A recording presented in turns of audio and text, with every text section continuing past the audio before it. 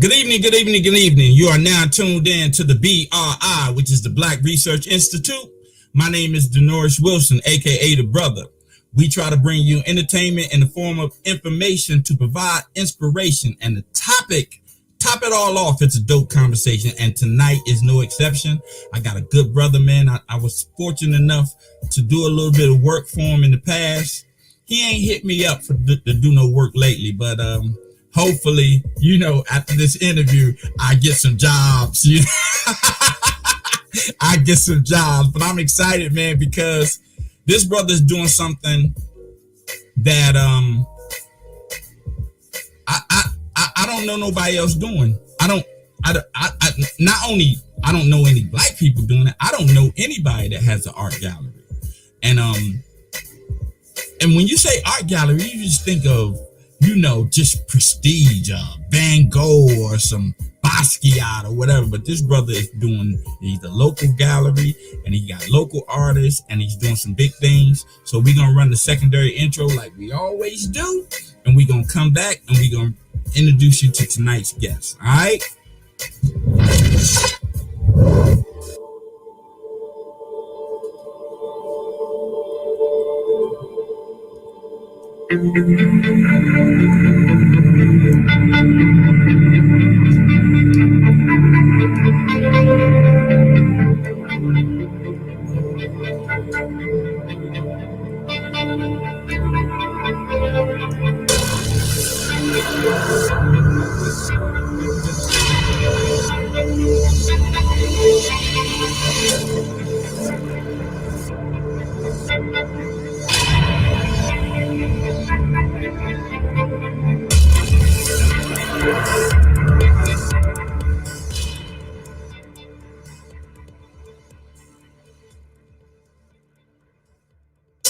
Hi, this is Tracy Wilson, and you are watching the BRI with my husband, Denoris Wilson. Hey guys, what's up? It's your girl Courtney from Charlotte, North Carolina, and you're watching the Black Research Institute with my boy Denoris Wilson. What's up, y'all? It's your girl, Lady Rock. Look, I want to give a big shout out to Denoris Wilson of BRI, the Black Research Institute. Keep doing your thing.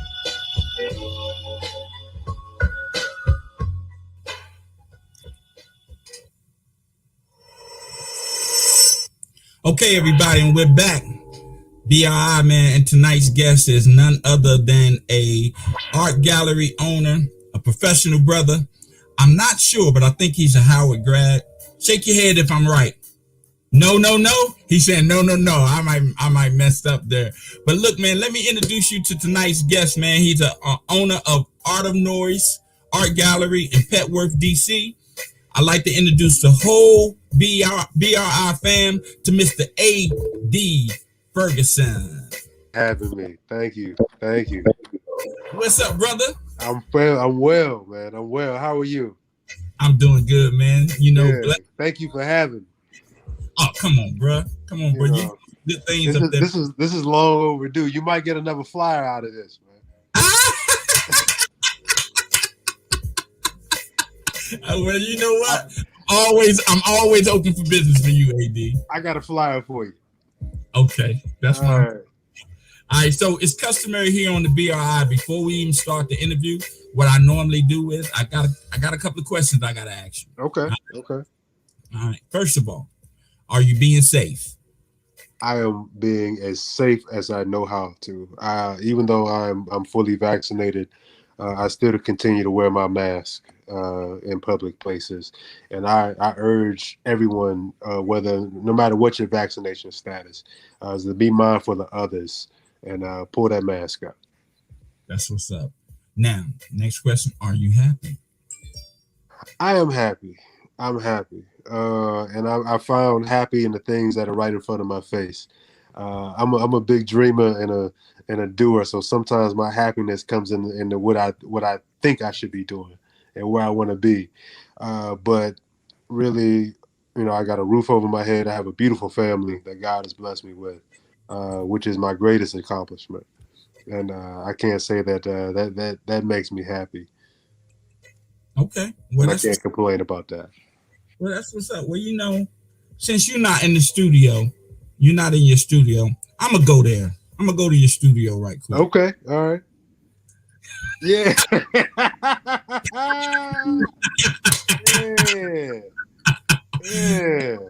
I couldn't get the whole thing in, AD, but Yeah. I'm gonna go to your Yeah. studio, man. But man, look, so tell people a little bit about yourself, man, and what you do. Man, well, my name is AD. I go by AD. Like I say, I'm a born and raised in Washingtonian, and I'm the owner of Art of Noise. And what Art of Noise is Art of Noise is a multi-purpose art and event space. People come to us to achieve a variety of artistic disciplines. People come to us when they want to do photo shoots, video shoots, recordings, performances, workshops, and even various private events as well. And I create and curate affordable, intimate spaces for artists to do just that. That's what's up. Now, how long have you had the studio?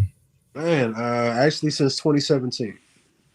2017. Yes. Nate, what was your inspiration for starting the studio? Well, growing in a very artist-filled family, singers and painters and other types of creatives, I developed a deep appreciation for the arts from a young age. And then, one of the things in DC as I was growing up and as I got older, I realized that there was really no more affordable, intimate spaces anymore, and there was specifically no type of affordable, intimate spaces for us and by us specifically. And I want, yeah. So I wanted to bring that feeling back, and to create that space, that eccentric space that's not an official club and not your traditional gallery in a sense, but an artistic and a creative space. That's what's up. Are you a painter or artist? I'm a writer, so that's my art. You're an artist. You're an artist, right? You're an artist. So you paint it with your words, I do. right? I do. So with the art gallery, like, what are some of the things that if someone came to Art of Noise, like, what would they experience? Like, what are some of the things that they Man, would? so I mean, like you say, we exhibit artists from a variety of disciplines. So, like I say, 1 month, I think I think when you came, that was one of our first art shows that you had in the background right there. Right. That brings me back, But I mean, somebody would see 1 month, we have sculptors, and you see work from a sculptor. Another month we've had abstract artists, so you see that work. We've had graphic design, So every month we keep it, and then we've had photography shows, exhibitions. So every month I like to keep it fresh with a different medium, and a different variety outside of the traditional art form. Because one, I believe our art and our art strength is far beyond Black art, and Black art is so broad that you can't possibly limit to just one particular medium. Right. Right. And one thing I like about you, you did a couple of shows, and you had an artist that was painting, but you had a DJ. Yeah. So right. that was a monthly event that we were doing pre-COVID, right? And it was called Deep Noise. And the DJ would play deep house music, old school R&B. It was a vibe. Right. Jazz, and my artist, man, his name is Khalid. Shout out to Khalid Thompson. Would paint in the moment to the music. So whatever you felt coming out from the DJ, they was feeding off each other. He would put it down on the canvas, and he would create these beautiful pieces by the end of the night. In real time. In real time. And did most of the pieces that he created get sold? So some did. And then there's a couple pieces that are on consignment in different shops around the city. Nice. Yeah. Well, you know what I noticed about us when it comes to art, right? Like, we have a the general like, and just as a general statement, but we don't really appreciate the subtleties of art, right? Like. we can look at a Basquiat and like ugh. Right? You know what I mean? Like, what's so good about a Basquiat, right? But we don't understand, like, art is almost like a vintage car, right? You don't like a vintage car simply because of the way it looked, but you like it because I do anyway, because I know the adversity that the creator had to go through to actually make that with the limited amount of resources that they had at that particular time, and they still came out to make this masterpiece, right? Like with just a limited amount of resources. And I think artists are the same way, right? Like they can have all the colors that they want on their palette, but most artists make their own colors. Correct. Right? They make they because they see something in their head and they want to bring something else out. So with you, are you seeing a lot of more younger people getting into art now? Actually, yes. I'm seeing a lot of younger people, and I'm starting to see a lot of older people, middle-aged people. So, I mean, traditionally, when you think about the average art collector, you're thinking about an older person, established, Older white person. Say it. an older individual, a seasoned vet, right? Who has the means, and and that's why I created Art of Noise, was to get people interested in talking about art and investing in art. You understand? Because art is an asset, and art appreciates over time. And here's the thing: is that we don't understand that until we're exposed to it. And the thing is that you have all this beauty of art is quality caliber art in the DMV that's not getting the shine, because nobody's talking about it. Nobody's talking about it at your table, in your circle. So it's elevating and educating people at the same time, all while entertaining. I try to tell artists, though, for the most part, I try to tell artists, like, there are some pieces that you just got to give away. Right, like you got to give them away and have people put it on their walls and see it, right? Because if you paint it and you leave it in your studio, only a limited amount of people are going to come to your studio. Well, my goal is always to help and support a starving artist and not be starving anymore. So I'm gonna work as hard to sell their work, and to make sure that it ends up in an appreciated and a value home, Right. I had a friend in Connecticut, Alan Bell. He was an artist, right? And he had an art show. That was like the first art show that I ever went to, right? I didn't know what was going on. You know what I mean? Like I went there, jeans, t-shirt, and I go up in there, man, and everybody, they got the suit on and they got the wine in their hand and they going around looking at the art and this person asked me, what you think about this piece? I don't know. Like, I don't know what to say. I don't know. It's nice. You know what I mean? So, and that's because I had never been exposed to it. I had never been exposed to it. So the beauty of art, and I'll take one of the artists' previous residents that we had, Rodney Buckheron. Shout out to Rodney, aka Buck. And I define his work as books on a canvas. Okay, so he's a graphic designer by trade. He reads, very highly intellectual brother, and he writes everything that he reads, whatever jumps out at him, he uses that on his canvas to create a conversation. So the words are drawing you in, and it's and the point is to make you think, is to make you feel uncomfortable, is to force to have these conversations, to force these affirmations. To face these fears, to face these realities. So I mean, it's not so much not knowing, but sometimes it's looking at something and to be able to get a feeling, even if it's not as pronounced as having words and graphics on there. Be able to have an image to say, okay, what do I feel looking at this image?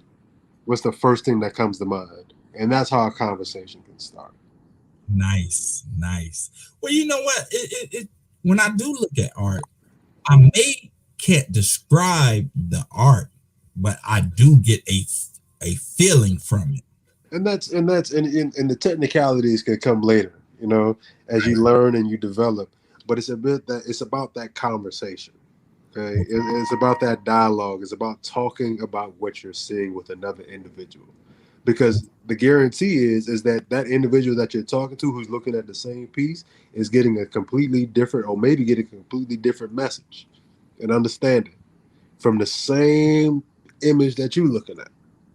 Right. And now the conversation starts, and now the dialogue starts.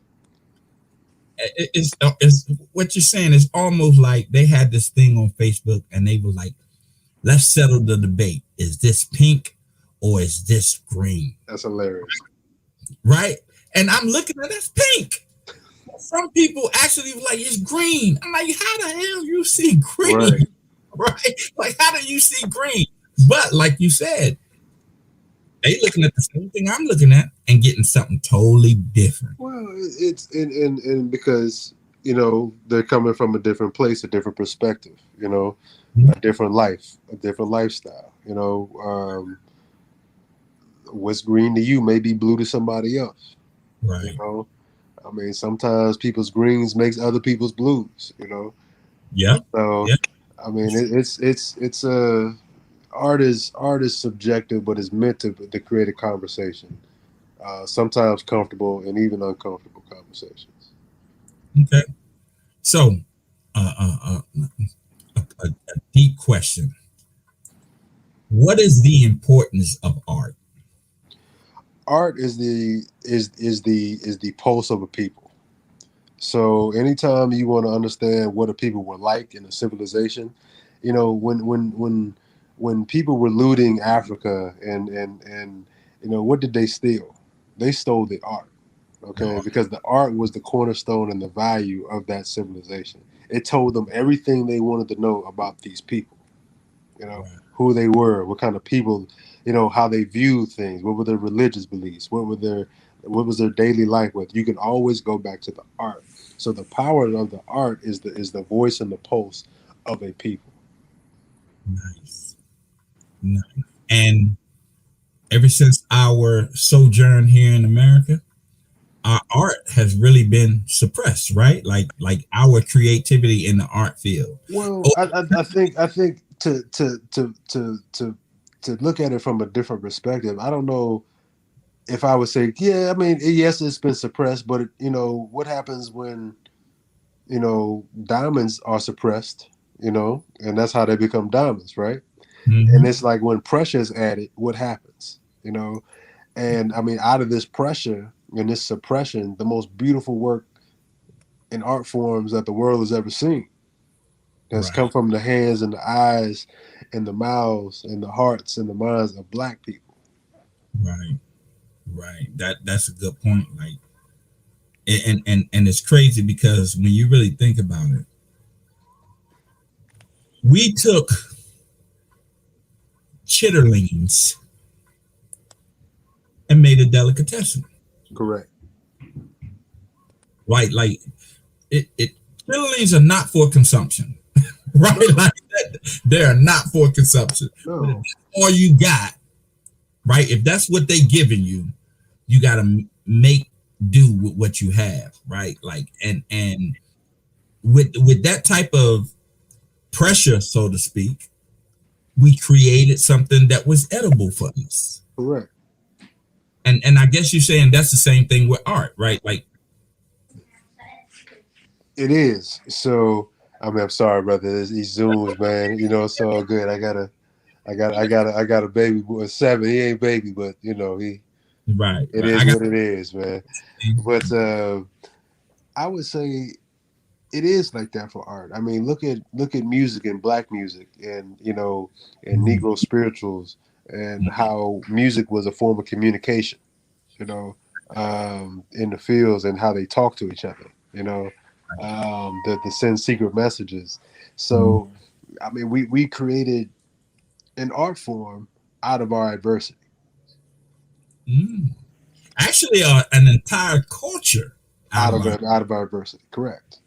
An entire, like, and I try to tell Black Americans, right? I try to tell Black Americans. I say, look, when it comes to melanated people all over the world, we are the vanguards. All melanated people all over the world look up to Black Americans. Right. Like, and you know, there are some people melanated, you know, in Africa or Guyana or and you know, they love their country. Right. They love their country and their nation, but they would die to be in a position that you and I are in right now. Right? And they look for us for what's the hottest fashion, what's the hottest song, and intellectually, like I tell people this: if there was a revolution, like a real civil war in America, it would be a civil war all over the world, right? Because black people all over the world look to us. I ain't gonna say for guidance, but as sort of like a barometer, right? Like a barometer of what to do or what not to do. So when I see people like you doing this art gallery, and I know for you, those first couple of months or years maybe, was hard to get people to understand what you're doing, right? Like, but that's the beauty of it, because you keep tweaking. I gotta find my niche, you know, and I've watched you every time you do something. I watch you, and you've been tweaking, brother. You have. I appreciate that, man. You can't, like, man. I remember I did that flyer, and it was simple flyer. You liked it. It was simple. But then I look around and you just doing all this other stuff, and I'm like, look at AD. I'm like, okay, I gotta definitely come to because you moved, right? Right. Correct. Like you moved. Like this brother is, because when you think about it, a lot of people start stuff, but they don't have the fortitude to continue because the adversity is just too much for a lot of people. You know, and that's a real thing, you know, and I've seen, unfortunately, you know, a lot of businesses not make it during this time. And a lot of Black and brown and minority businesses fall to the wayside, which is truly unfortunate. Because nobody asked for this pandemic, you know. Right. But it's the willingness and the humbleness to want to evolve. To right. know that you have to, it's like, there's no option. There's no other option. The failure is just not going to happen. It just can't happen. You know, I mean, there's just, with there's mouths to feed up in here, things got to move, you know, and I got to be the one to move it, you know. And if I can't move it, I got to find people and to put the right pieces in place so that it can move.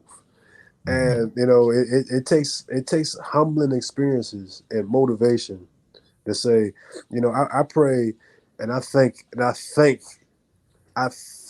God for Art of Noise, you know, and I ask the universe and God to help me bring Art of Noise to the people. Help me be the vessel to use to create this artistic renaissance, this Black renaissance, this sense of community, to inspire people. That's what I rest with that, you know, and that's that's why what gets me up. And I was like, you know what, I'm not closing these doors. Right. You know, we're gonna figure this out.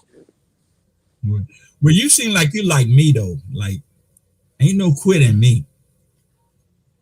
No quit, because anything can be accomplished. Correct. Right? Like anything can be accomplished. It may not happen in the time frame that you want it to, but it happens. But it happens. And it doesn't happen the way you think it's going to happen. Right. But it does happen. It does happen. And when it happens, you better be ready and in a place to be able to receive it. You know. Oh, that's right. Because it happens, you know. And I mean, it's just, you got to evolve, you know. And I had to roll with it.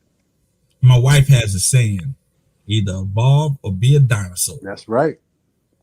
That's real. Or be a dinosaur. So you either evolve or you be a dinosaur. And the thing about us as a community, evolving is the only option, right? Like there's the like you have some people where I don't have to evolve. I can sit right here and I'll be okay. Right. I'll be all right. Everything will be okay, and I just live out my life, die, and whatever. But that's not an option for us. Like we have to evolve because the state that we find ourselves in, even though it's better than 100 years ago, but we're still far behind. Right. Like, and I'm not even just talking about monetarily. I'm talking about mentally. Mm-hmm. Even spiritually, we're far behind, and that's to be expected when you still was your people still was a slave longer than you've been free. And I think a lot of black people don't understand that. We only been free 140 something years. We was a slave for 240 something years. So that time we're making progress as baby steps, but we got to continue to evolve, like continue to be better. And that's what your space do. It introduce black people to something that they're not familiar with. And it's an uphill battle, but a glorious one, and it's a mission, it's a marathon, and we're here. But I gotta say that in this pandemic, black people are surviving and excelling, and black people are creating. What? Black folks are creating jobs. They're creating lanes, and because we're survivors, and we survive, and we will survive under any type of pressure. We can survive. We'll find a way. And it's just amazing to see the perseverance of our people during this time. I know countless people who started businesses, initiatives, people who they looking at me going, man, I want to start a business. I want to do this. I want to, I might do it, because you need to try. You got to. You need to try. So because saying I should have did that is not good. That's not a good thing, right? Because and then another thing, what you said is black people creating businesses and we're surviving, right? It's just like it's almost like this pandemic pushed the cat in the corner. Mm-hmm. Right? Like you pushed the cat in the corner because when you think about unemployment or people, people not working because of the pandemic, right? Who do you think was more affected by this pandemic financially? Black people. Absolutely.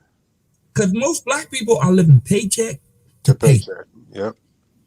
Right. So it's like, okay, I can't do this. I love pottery. Let me start a pottery business. Right. Or I love sewing. Let me start. And I've seen so many businesses that remind me of the old school black people. You had someone that did your sewing in the community. Somebody that worked on your cars, somebody that did electricity, all in the community. Right? Like handyman. Now I'm seeing that over again, but now they got professional business cards now. They got a website. You know what I mean? They're investing in themselves, and I love it. I love it. It's a beautiful thing because once we realize that, like, look, money is not the problem. No, a lot of money out here. A lot of money. Money is not the problem. The ideas are not the problem. The dedication and determination is the problem. Right? Like if you want to do something, you got to be dedicated and determined. And you started your gallery in 2017. And for most people, when you had to move, for most people, that would have been it. Right? That would have been it. I tried. You know what I mean? I tried. It didn't work. But no, not AD. I'm not doing it, man. I'm not doing it because I saw what was happening within the community, and I saw the reaction of the people who were coming.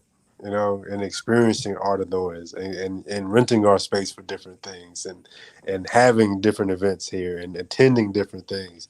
And I saw the need for it. And I saw people saying, thank you. Thank you. We need this in the community. We need this in the space. Like, I'm like, nah, I'm here. Right. I don't want no more pandemics. But Right. you know what I'm saying? Like, it's like, man, we done got through one, you know? Well, I was talking to my wife today, man, and I'm like, you said something earlier on Facebook. You was like, I think the mask requirement ended too early. I saw that, right?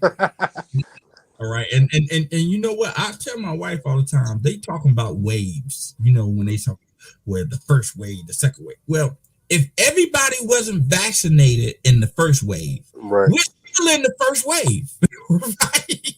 Like, if everybody is not vaccinated, we're still in the first wave. There's no second wave yet. Yeah. There's no second wave. No.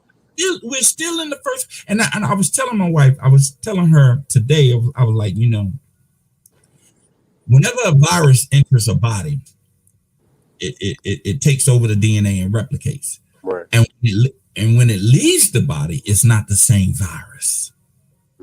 Right? Like, that's how it mutates, because it picks up some more DNA. Right. And then when it goes to somebody else, it's not the same virus that they got, but they given a new strain. I knew something, yeah. Right, right. So, but and that was the reasoning why I think they was pushing vaccination so hard, because they didn't want it to keep mutating. Well, right? I think the push of the vaccination and the misconception is that the vaccination was a cure, and it's not a cure. It's a vaccination, okay? And it's a way to better, and it's to help the body cope with the virus. It's an elevated flu shot. You understand? Yep. And 2 years from now, 4 years from now, you're gonna walk into CVS and you're gonna see the cold and flu section, and then you're gonna see the coronavirus section. That's right. Right? And That's right. This thing is gonna be with us for a long time, you know. And our bodies are just going to have to evolve, and they're going to evolve with it, you know. And our bodies are going to. And the crazy thing about our bodies evolving, I try to tell people this: like, what is the cure for malaria? I mean, sickle cell anemia. Yeah. That's how black you don't see too many Caucasians with sickle cell anemia, right? No. What happened was, when the white settlers first went to Africa, they brought malaria with them. They brought malaria, right? And the African body, after so many people died from this disease, the African body developed sickle cell anemia, right, to fight off malaria. And I say that to say, to the point that you said, like, yo, our body's gonna adapt to it. It's gonna adapt to it, you know. But just like anything, any type of adaptation, some people gotta die. Well, but you know, there's some things that you can do, you know, in the meantime, you know, to protect yourself and others. You know, I mean, and that's where the sense of community comes in, and that's where it's like, it's not about me, it's bigger than me, you know. And it goes back to being responsible, you know, being masked up when you need to be, you know. Whether what's your vaccination status, how you got vaccinated, you got the first dose, second dose, whatever, no dose. It's just taking that responsibility for each other. Now, when they come to the gallery, do you have a mask requirement? I do. Okay. You know, I prefer, you know, sometimes we have like a little beverages and water and stuff like that, you know, for people to come in and see the art. And, you know, I require, you know, we all got to, you know, pull your little mask down, drink, take a sip. But when it's a lot of people in the spot, you know, I require people to keep a mask just for safety, you know. Right. You know, me personally, I don't see any problem with the mask. Like, for the most part, if you go anywhere like in your event, you may have a mask on at longest, maybe an hour. Right. Maybe. And you know, and then everyone talking about complaining about the mask and the health restrictions, where in the Middle East and in China, you know, they've been wearing masks since SARS. Yes. Right. And then in the Middle East, these women wear hijab all their life and then never had any health complications. The health complication comes because we are a fat nation. We are out of shape nation. That's what we are. Correct. You know, and so I don't have any problem with the mask. So when me and my wife come up there, man, I want the VIP treatment at the Art of Noise, man. I want to, you know.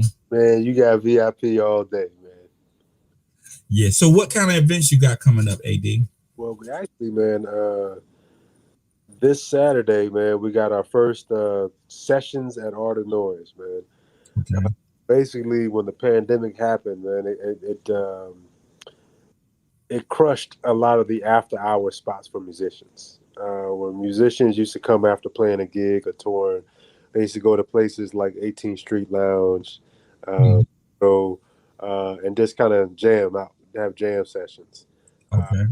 And you know, these places closed down during the pandemic, and kind of leaving a big void in DC, and especially in the jazz and the jazz adjacent scene.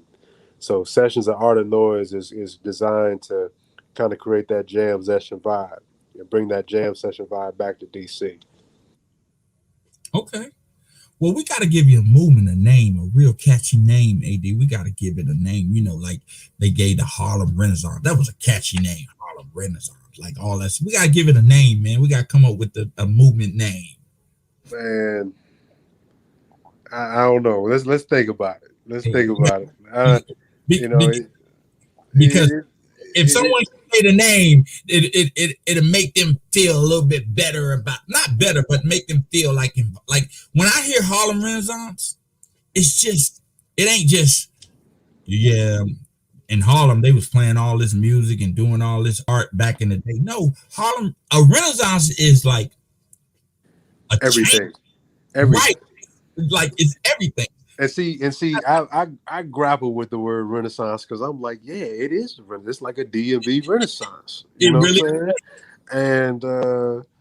And the Harlem Renaissance actually started in DC. You know, a lot of the Renaissance, you know, got its roots in DC because, you know, Langston Hughes was in DC before he got to New York. Okay. So, I mean, you know, Broadway down here, you know, Black Broadway, you know, I mean, it's so, I mean, DC has a rich, steeped history. Right. So, I mean, a Renaissance would be appropriate. Yeah, I call DC New Orleans on the East Coast. That's about right, man. I'm thinking about the humidity. Yeah, you about close, man. That's funny, man. Yeah, if you really think about it, New Orleans is considered jazz heaven, right? But we never hear any jazz coming out of there no more, right? Like we don't hear jazz coming out of there no more. No. But they're playing jazz in New Orleans every single night. Correct. Right? DC, there's some musicians playing every single night in DC. Right. Right? And nowhere else on the East Coast is it like that. Not in New York. They not playing jazz. You may hear hip hop or soul music, but jazz has a particular night in New York. Most of the time it's Thursday. Right. You don't get it on. You don't get it in Baltimore. You're not getting it in Connecticut. DC is the only place where you're gonna find go-go and jazz being played every single night. True. Right. And that's why I call it the New Orleans on the East Coast. Because it got everything New Orleans got. They got their own, wait a minute, they got their own food preferences, right? You got musicians. Now we have art.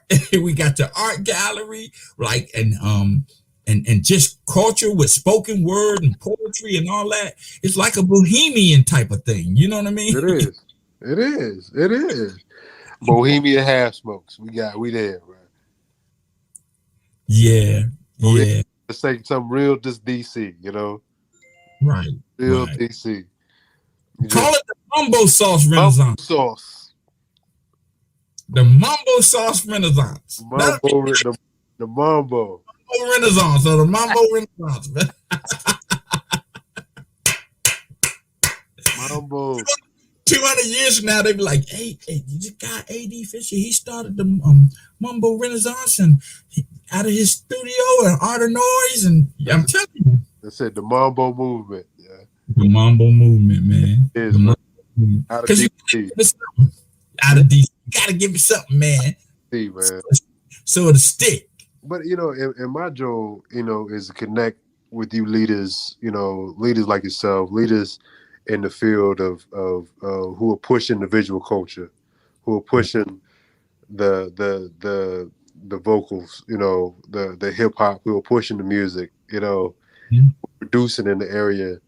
Like, let's get together, and let's change the narrative, let's show them what we can do, and take our culture back, Yeah. And you know what's funny is that the Harlem Renaissance to me was great because all those musicians came up there and sort of messed in Harlem, but the music that they played wasn't for notoriety. No, it was because they wanted to play it. They wanted to play it, and it was a counterculture, and it was a resistance to the traditional.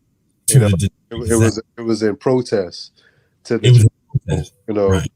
Absolutely, and jazz came out of counterculture.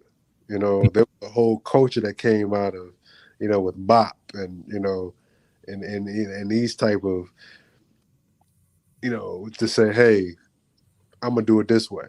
I'm gonna reject the traditional way. I'm gonna talk different, act different. And this is why Miles Davis, he, the inventor of cool. John Coltrane. You got all of them. I mean, McCoy Tyner. These people who Pharoah Sanders. Who still I believe is with. Yeah. And these people who redefined what it meant to be black and gifted, and spoke and made black intellectual music, And that's the point I was trying to make. It was like when you get around a group of people, right? Okay, I played basketball. See, now I got to go to my earphones. The things went out. A.D. Kyle.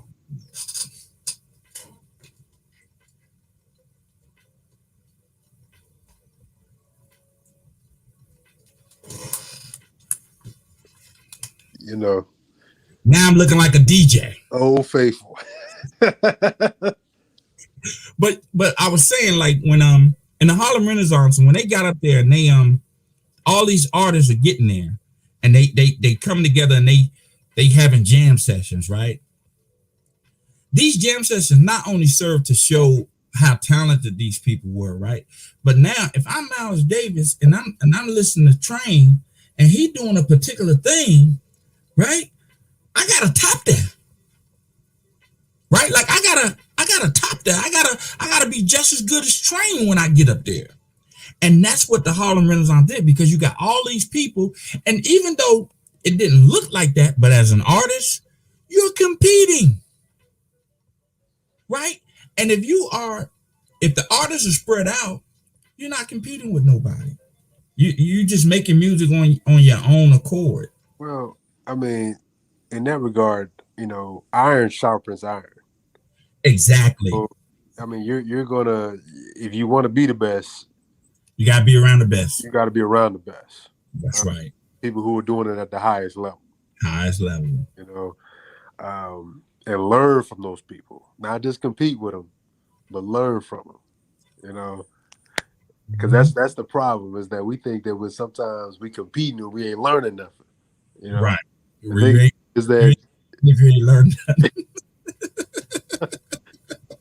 I mean, you done did all that and you can't even walk away with a lesson. You know, and you just wasted time, right? You just mad, brother. Man, look, and it's crazy, right? Because iron sharpens iron, right? So when you think about Usain Bolt, dominated track and field until he retired, right? Right.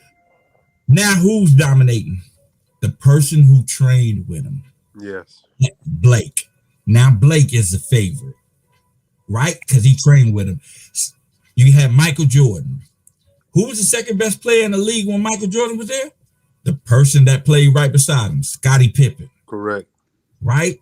And I think Clay and Steph, the same thing. Yeah, they both shooters, but they make each other better shooters because they're around each other. You know what I mean? So when you get your space and you got all these artists coming in and looking at other artists like, yo, that's nice. Exactly. I didn't even think about that. Well, I didn't even know I could incorporate that. Right. You know, I mean, maybe put my own little swing on it. But, you know, I can do something with that too, because that's nice. You know, and that's the beauty of community, though. Yes. That's the beauty of community, because even though I may be doing something, right, I don't know who's watching me. Right, I don't know who's watching me and seeing what I'm doing, and I may think what I'm doing is nothing. It ain't nothing, but the person that's looking at me may say, you know what? I never thought about it that way. I never thought about stroking the brush in a particular way to get a particular effect on the canvas. I never thought about that, but right. I see him doing it, and it looks nice. I may be able to incorporate this in something that I'm doing, and that's the beauty, man. And I think like we got so far away from community that it's just me. Right. And when it's like that, progress is slow. Right? It's slow. Because if you're thinking about it being me, then you ain't even really trying to help nobody else. No. Right? And those little things that you do that's special, you keep them secrets. Right? Like you yeah. Like, because you're trying to move, you can only do so much by yourself. Right. You know? And then it's like when you learn that you're a part of a bigger picture, and a bigger and it's about the movement and moving the culture forward, you know, and you know that when you do that, the residual is going to come some way somehow, you know, and I think that's the key, is to keep in mind is like the bigger picture is I can do it, but I can only do so much for myself. And I feel like good art comes when you're in a giving spirit, you know, because and the best art is when you're in a sharing mood, because you got something to say, you got something, you know, you got something on your mind or your chest that you trying to get out. You trying to get out, right? Yeah. And you know, it's crazy that you said that, because it's like I believe like anything that's done out of love, right? Whether it be love for what you're doing or love to let someone else experience what you're doing, it goes a whole lot farther. You know what I mean? Tell your son to go in there. He messing with you. But when you do something out of love, it goes a whole lot further than would it be if you're doing it out of selfish reasons, right? Yeah, I mean, and doing it because you love it, not because it's gonna make you some money. It make you money, because it's got to be the mission over money at first.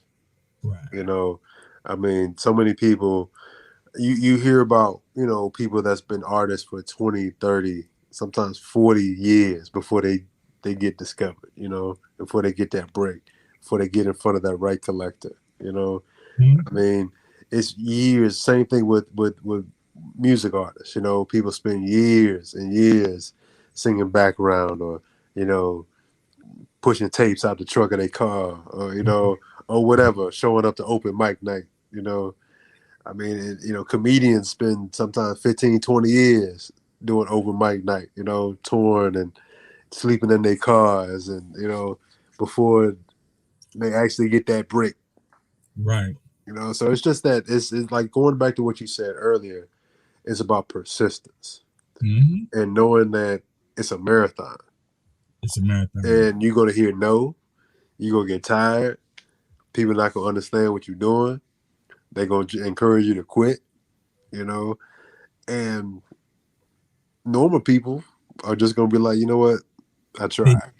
Right. For me, I try to tell people, I was like, look, man, when you think about doing something, right? Now, I know I talked about the me attitude, but me, I'm a graphic designer. Right. I would never send you anything that I didn't like. If you commission me to do a design for you, I am never gonna send you something that I don't like. That's real. Right. I'm never gonna do that. And that's because I have what you say,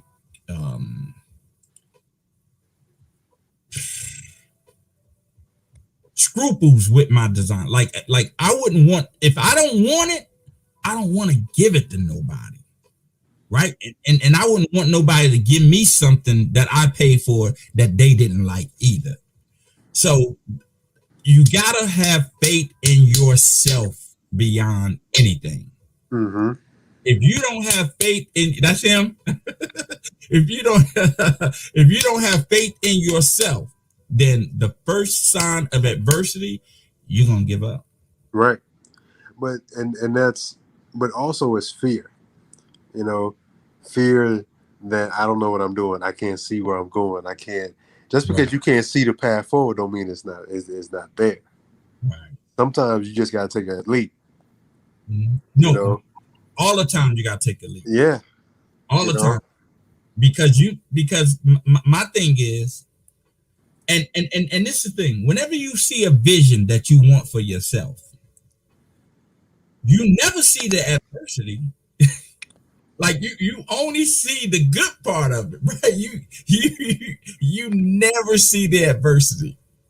And then it's like, yo, you trying to skip the struggle again. Right. You go trying to bypass, triple jump over the process. Right. You can't do that. Right. And that's why my athletes, especially elite athletes, right? Because they weren't born that way. No. Like they worked at it and worked at it and worked at it and believed that they could be the best at this. Correct. And they enjoyed it while doing it. Mm-hmm. If it feels like a job, you shouldn't do it. Right. That's why I can't stand weights, AD. I can't stand them. I feel you. I can't stand them. Man, listen, I don't lift them because I like them. You do? I mean, every now and then I do. I do more body weight stuff. Okay. Just because I don't have a personal need to be bulging out of a shirt no more. Right. I just want to stay in shape and not have to buy clothes because I can't fit them no more. Right. Well, at least you said not have to buy clothes because you can't fit them. Because most people say, I gotta buy some new clothes. These jeans got little. That's it. Cleaners can't shrink all your jeans. They ain't always the cleaners, man. Okay. You wash these when on cold. So what's up? I swear to God, I laugh at people say these jeans done got too small. No, the jeans they got too small. No, and that fork done got too heavy.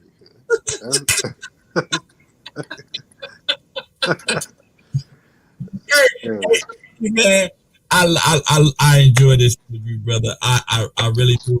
And we gotta connect because I want to start doing on location interviews. Okay.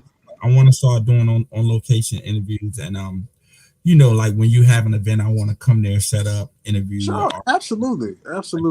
And, so we got to connect, man, and on some, on some mambo movement type. The mambo movement, yes.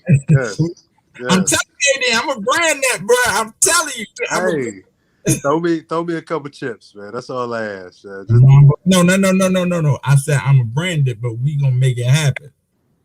Right? I'm a brand it, but we gonna make it happen because it ain't even about the chips. If people in DC really understood what they actually have, and we got to do a better job, and I think you're doing a great job.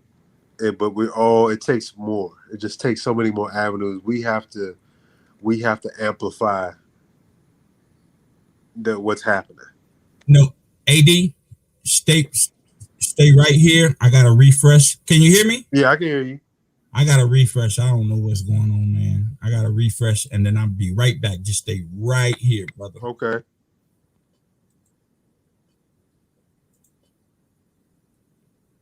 We are experiencing some technical difficulties, people, but we'll be right in. You know, I think the man listened to me. The show is doing too good, bro. There we go. The man listened to me. They try to cut me off. AD. They try to let you know they can get to you, bro. They can get to me. Hey, they can get to me. But I you know what though? I'm getting good at this because earlier that would have had me flustered, right? That would have had me flaw. Like I don't know what's going on, but I know now. But I'm going to end the interview. But just like before, I asked you some questions. Now I got to ask you a couple of questions at the end of this interview, so I can let you be your beautiful family. So, first question is, what are you doing? You already answered this question in our conversation, but what are you doing to push the culture forward? Man, I believe I'm creating a space and a platform and a venue for people to express their beauty. And that's what I'm doing to create and push the culture forward. And okay, that's what's up. A venue for people to express their beauty. That's nice. That might need to be a tagline too, bro. But the next question is, I feel crazy after this question because I know you're gonna knock it right out the box. But I need for you to name me 3 famous or important Black people, but they can't be athletes or entertainers. Well, Julian Bond. Wait a minute, because a lot of people don't know. So you got to tell them who Julian was. I mean, Julian, when you talking about SNCC, you know, and you talking about the nonviolent movement, you know, in the 60s. You can't do that. You can't do that though, because you said SNCC, and that's an acronym. You gotta. People don't know. You got to tell them, AD. You got to tell them. Hey, you know, I'm not gonna give them that. I'm gonna make you look that up. Okay, I know, bro. I'm gonna make them look that up. SNCC. Oh, SNCC. What's the acronym? Tell them the acronym. SNIC. Okay. Yeah. All right. You do the rest. You sure it's SNIC or SNCC? SNCC. Yeah. Okay. SNCC. SNC. Okay. All right. So Julian Bond. I would say F. Reginald. Now, Yeah, he was the black billionaire. Okay. Yeah. And then I say with the third, who would I want to say that you should know? No, I don't look. I prefer somebody that you think I don't know, so I can research. I would say,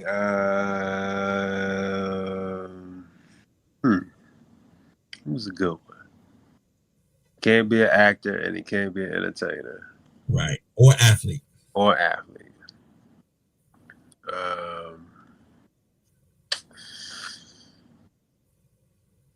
I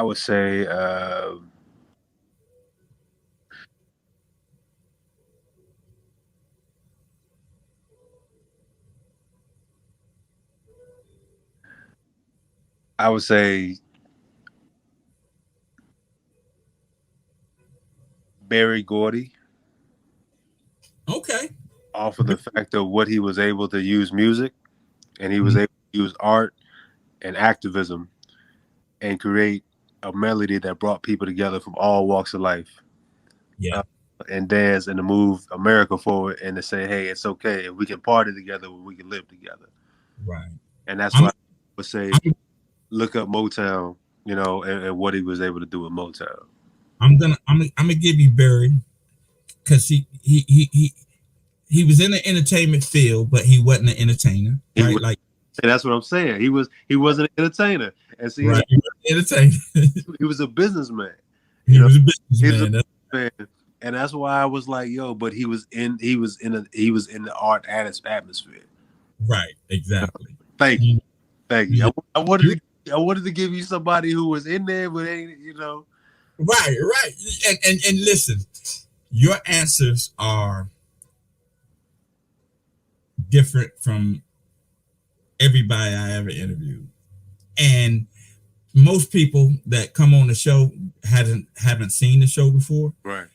So that question is like, oh God, like I didn't know I was going to do this. So, but I ask people that question is because I feel like we are deficient in knowing about ourselves, right? Like, we're not really taught about, the greatness of us in traditional schools. Right? Like, we're not taught about that. And for the most part, most of us are not going to go and try to find information about us because in most people's lives, like the information that we just shared, it don't affect them in any type of way. It ain't going to help them. It ain't going to hurt them, but it ain't going to help them. But I say it helps them in that you see somebody who had Barry Gordy, when he started out, had a whole lot less than what we have, right? But yet he was still able to create Motown. Correct. Right? Like so that's how it helps you, because it helps you through inspiration. Like he started out a sharecropper, and look where he at now. That's what I'm saying. And I mean, he was not a musician. No. He wasn't an artist. But he had a dream and he had a vision. And Julian, listen, man. People, you need to check up on Julian Bond and Andrew Young. Like, check them two out, and you'll understand. Like, listen, I'm a young brother, and they yeah, mad respect. You know what I'm saying? Mad respect. Okay, so I got your college wrong at the beginning. So tell the people where you went to school at, sir. Morehouse College. You went to Morehouse? I did. Nice. I did. Nice. The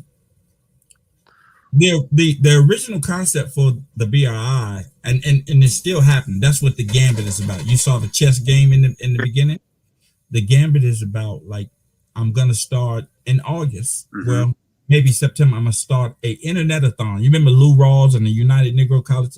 I'm gonna do an internet-a-thon because I am trying to help Morris Brown. Excellent. Right.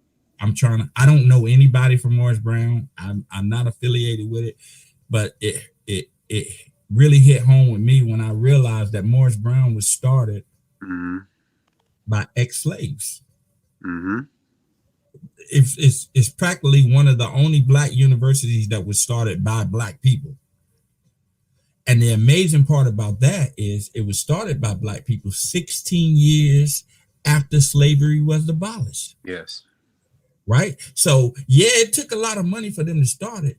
But the most amazing part about that is you had people that was able to go to the university only 16 years after it started, coming from a system where you wasn't even allowed to read. Right. Amazing. And it's down there in Atlanta with all those superstars, and the city of Atlanta is just buying the land up piece by piece by piece until eventually it's not going to be anymore. Right? The college, and as Black people, that college, even though a lot of us didn't go to school at that college, but they formed that college for us. Right. right? That's what they did it for us, and we're gonna sit back and just let it get dilapidated and don't do nothing about it. Right. Nah, I mean, even if I don't raise but $100, Right. I got to do something, right? Like I have to do something because those people started that college for me and people like me because the other colleges at the time didn't want people like me in their classrooms. Right. Right. So I think like when it's all said and done, if we don't realize like, yo, there are certain things that black people sacrifice for us, you know, they sacrifice for us.